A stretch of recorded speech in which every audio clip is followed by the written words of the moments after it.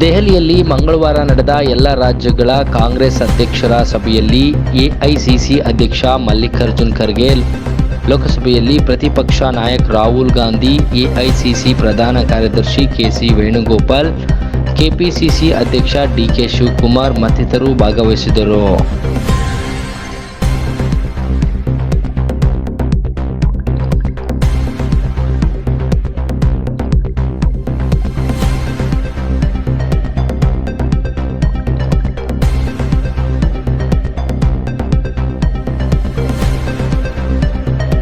ದೆಹಲಿಯಲ್ಲಿ ಮಂಗಳವಾರ ನಡೆದ ಎಲ್ಲ ರಾಜ್ಯಗಳ ಕಾಂಗ್ರೆಸ್ ಅಧ್ಯಕ್ಷರ ಸಭೆಯಲ್ಲಿ ಎಐಸಿಸಿ ಅಧ್ಯಕ್ಷ ಮಲ್ಲಿಕಾರ್ಜುನ್ ಖರ್ಗೆ, ಲೋಕಸಭೆಯಲ್ಲಿ ಪ್ರತಿಪಕ್ಷ ನಾಯಕ ರಾಹುಲ್ ಗಾಂಧಿ, ಎಐಸಿಸಿ ಪ್ರಧಾನ ಕಾರ್ಯದರ್ಶಿ ಕೆಸಿ ವೇಣುಗೋಪಾಲ್, ಕೆಪಿಸಿಸಿ ಅಧ್ಯಕ್ಷ ಡಿಕೆ ಶಿವಕುಮಾರ್ ಮತ್ತಿತರರು ಭಾಗವಹಿಸಿದರು.